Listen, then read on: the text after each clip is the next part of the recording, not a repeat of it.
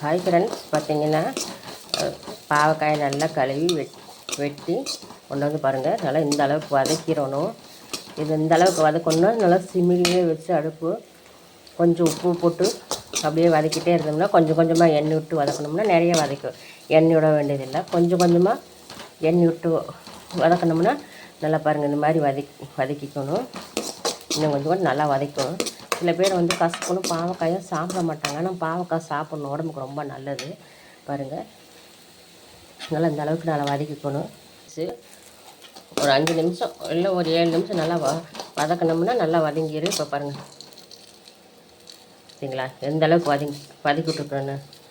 ஏன்னா சில பேர் பாவக்காய் கசக்கணும்னு சொல்லி சாப்பிடவே மாட்டாங்க. இப்போ வந்து இதை வந்து வேறு இடத்துக்கு மாற்றிக்கலாம். நான் இதில் தான் பாவக்காய் வெட்டி வச்சுருந்தேன். இந்த தட்டில் இப்போ மாற்றிக்கலாம்.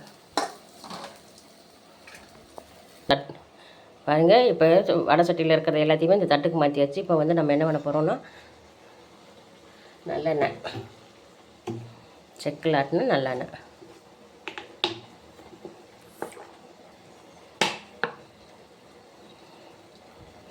காய் வந்து வெட்டினதை ஃபஸ்ட்டு உடனே கழுகிடணும். இந்த கழுகி வெட்டினதை உடனே சமைச்சிடணும். ரொம்ப நேரம் லேட் பண்ணக்கூடாது. இப்போ கடுகு போட்டுக்கலாம். கொஞ்சம் கடுகு போட்டுக்கலாம். எண்ணெய் கூட கொஞ்சம் சேர்த்து ஊற்றிக்கலாம். வர மாட்டேங்குது.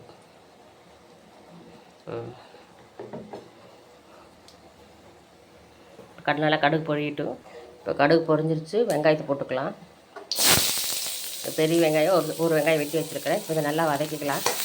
இப்போ பாருங்கள், நல்லா வெங்காயம் வதங்கிருச்சு. ஒரு தக்காளி, பெரிய சைஸ் தக்காளி வெட்டி வச்சுருக்கேன், அதை சேர்த்துக்கலாம்.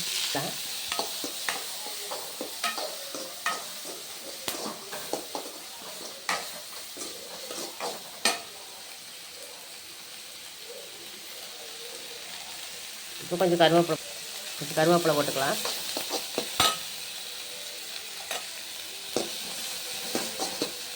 பாருங்கள் ஃப்ரெண்ட்ஸ், அதாவது தக்காளி வந்து வெங்காயமும் வந்து நல்லா பொன்னிறமாக எண்ணெயில் வதங்கிடணும். நம்ம வதக்கிறத வந்து குழம்பு டேஸ்ட்டே கொடுக்குது. இப்போ பாருங்கள், நல்லா வந்து இது தக்காளியும் வந்து அந்த சதையிலேருந்து அந்த மசல்ஸில் அதாவது சதையிலேருந்து அது இதெல்லாம் வந்து நல்லா பிரிஞ்சு வந்துருச்சு.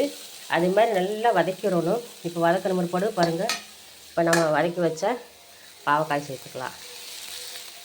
சரிங்களா, இப்போ 2 கிளறிட்டு நம்ம என்ன சேர்க்கணும், இது பாருங்கள். இதில் பார்த்திங்கன்னா இது தனி மிளகாத்தூள், இது தனியாத்தூள், இது குழம்பு மசாலா, இதெல்லாம் 3த்தையும் சேர்த்து போட்டுக்கலாம். போட்டு இப்போ நல்லா கிளறிக்கலாம். ஏற்கனவே நம்ம உப்பு போட்டு வதக்கியிருக்கிறோம். இப்போ நல்லா எண்ணெயில் வந்து நல்லா புரட்டுடுற மாதிரி புரட்டுவிட்டு பாருங்கள். இப்போ நல்லா எண்ணெயில் எல்லாத்தையுமே போட்டு ஒரு கலவையை வதக்கிட்டேன். வரன்னு நினைக்காதீங்க. அது முழுகிற அளவுக்கு எண்ணெய் ஊற்றினா நிறைய எண்ணெய் ஆயிடும். இப்போ கொஞ்சம் தண்ணி ஊற்றிக்கலாம். குழம்புக்கு ஓரளவுக்கு தான் எண்ணெய் ஊற்றணும். எப்போதுமே நிறைய ஊற்றக்கூடாது. அப்புறம் அதே நமக்கு வந்து பாவக்காய் எவ்வளோ நல்லதோ அந்த அளவுக்கு கெட்டதாயிடும். பாருங்கள், இப்போ தண்ணி ஊற்றிக்கிட்டோம். இது நல்லா வேகட்டும். இப்போ நம்ம எல்லாமே சேர்த்துட்டோம். கொஞ்சம் உப்பு மட்டும் சேர்த்து வேக வைக்கலாம். பாருங்கள், நம்ம கல் உப்பு தான் எடுத்துருக்குறோம். எப்போவுமே கல் உப்பு தான் போடணும் குழம்புக்கு. அப்போ தான் டேஸ்ட் கொடுக்கும். தூளுப்புங்கிறத வந்து பத்திலினா மட்டும் கடைசியாக லாஸ்ட்டாக சேர்த்துக்கிற மாதிரி தான் சேர்த்துக்கலாம். நான் கல் உப்பு தான் போடணும் குழம்புக்கு எப்போவுமே. பாருங்கள் ஃப்ரெண்ட்ஸ், இப்போ கூட்டி வச்சுட்டு குழம்பு கொதிக்கிட்டு பாருங்கள் ஃப்ரெண்ட்ஸ், நல்லா சலாம்புள்ளோட கொதிக்குது பாவக்காய் புளிக்குழம்பு. பாருங்கள், இதில் கொஞ்சமாக தண்ணி, ஒரு சின்ன புளியாக எடுத்து கரைச்சி வச்சுருக்கோம். இப்போ இதை ஊற்றிக்கலாம். ஏன்னா இப்போ வர தக்காளியெல்லாம் அவ்வளோ புளிப்பு இருக்காது. அது பெங்களூர் தக்காளிங்கிறதுனால அதனால் கொஞ்சமாக இவ்வளோடு புளி எடுத்து கரைச்சி ஊற்றிக்கலாம். ரொம்ப வேண்டாம். சரிங்களா, இது இப்போ நல்லா வேகட்டும். பாருங்கள் ஃப்ரெண்ட்ஸ், பாவக்காய் குழம்பு சூப்பராக ரெடி ஆகிடுச்சு. இங்கே பாருங்கள், ரெடி ஆகிடுச்சு. இது பார்த்திங்கன்னா 1 நாள் 2 நாளில் கூட வச்சு சாப்பிட்டுக்கலாம். சுடு சாதத்தை வச்சு. ஏன்னா நம்மளுக்கு தேங்காய் அரைச்சி ஊற்றலாம். வெறும் புளி குழம்பு மட்டும்தான். இப்போ வந்து மல்லித்தழை தூவிக்கலாம். ஆஃப் பண்ணிவிட்டு பாருங்கள், இப்போ குழம்பு ரெடி ஆயிடுச்சு. இப்படி எடுத்து பாருங்கள்,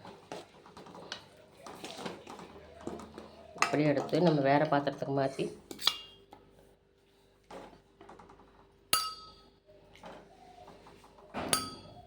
சேவ் பண்ணி சாப்பிட்டுக்க வேண்டியதான். பாருங்கள் ஃப்ரெண்ட்ஸ், பாருங்கள் சூப்பராக இருக்குது. பாருங்கள், சூப்பராக இருக்குது, டேஸ்ட்டாகவும் இருக்கும். பாவக்காய் குழம்பு பிடிக்காதவங்க இது மாதிரி செஞ்சு பாருங்கள். எல்லாமே சாப்பிடுவாங்க. பாருங்கள் ஃப்ரெண்ட், பிடிச்சிருந்தா லைக் பண்ணுங்கள், சப்ஸ்கிரைப் பண்ணுங்கள். பாய்.